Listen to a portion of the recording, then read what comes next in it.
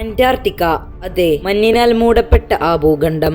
Uranus എന്ന ഗ്രഹം കണ്ടുപിടിച്ചിട്ടും മനുഷ്യനെ കണ്ടുപിടിക്കാനാകാതിരുന്ന ഒരേയൊരു ഭൂഖണ്ഡം. 1840 ഫ്രണ്ട് പര്യവേക്ഷകനായ ജൂൾസ് ഡുമോണ്ടി ഉർവിലെ അഡീലി ലാൻഡ് കണ്ടെത്തുകയും അതിന് ഭാര്യ അഡീലിന്റെ പേരിടുകയും ചെയ്തു. 1895 നോർവീജിയൻ തിമിംഗല വേട്ടക്കപ്പൽ അന്റാർട്ടിക്കയിലെ കേപ്പ് അഡാറിൽ ആദ്യമായി ലാൻഡിംഗ് നടത്തി.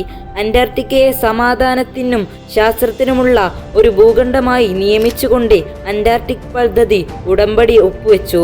രാജ്യങ്ങളുടെ ഒരു അന്താരാഷ്ട്ര പങ്കാളിത്തമാണ് അന്റാർട്ടിക്കയെ നിയന്ത്രിക്കുന്നത്. ഏതൊരു രാജ്യത്തിന്റെയും ഉടമസ്ഥയിലല്ല.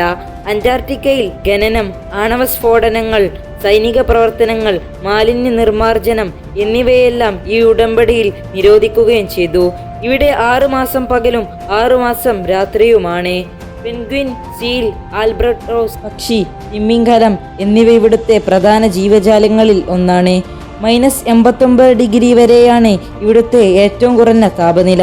തണുപ്പിനെ അതിജീവിക്കാൻ കഴിയുന്ന ജീവികൾ തന്നെയാണ് ഏറ്റവും വലിയ പ്രത്യേകത.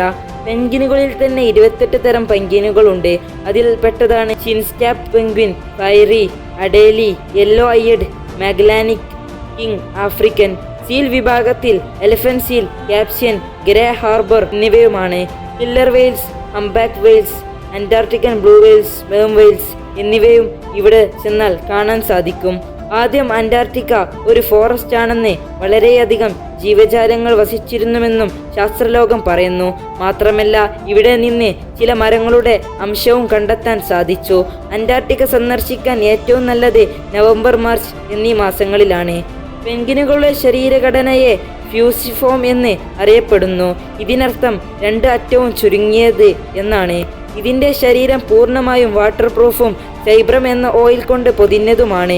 അന്റാർട്ടിക്കയിൽ 1 കിലോമീറ്ററോളം കനത്തിൽ ഐസ് കാണപ്പെടുന്നു. ലോകത്തിലെ ഏറ്റവും വലിയ ഭൂഖണ്ഡത്തിൽ 5ാം സ്ഥാനത്തിൽപ്പെട്ട ഭൂഖണ്ഡമാണ് അന്റാർട്ടിക്ക.